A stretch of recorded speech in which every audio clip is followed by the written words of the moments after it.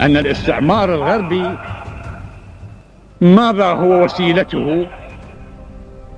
المال والسلاح، مختصر مفيد، يسيطر على وجه الكرة الأرضية بالمال والسلاح.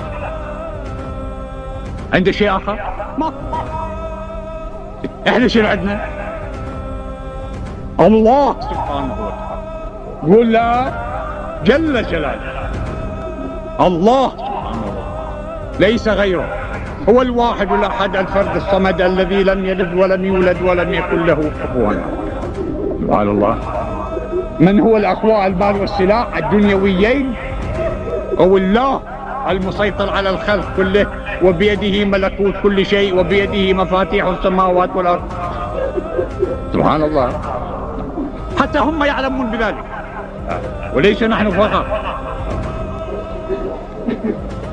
قال الله جل جلاله إن تنصروا الله ينصركم ويثبت أقدامكم. وقال جل جلاله إن الله يدافع عن الذين آمنوا. وقال جل جلاله فسوف يأتي الله بقوم يحبهم ويحبونه أعزة على الكافرين أذلة على المؤمنين، بهذا المضمون.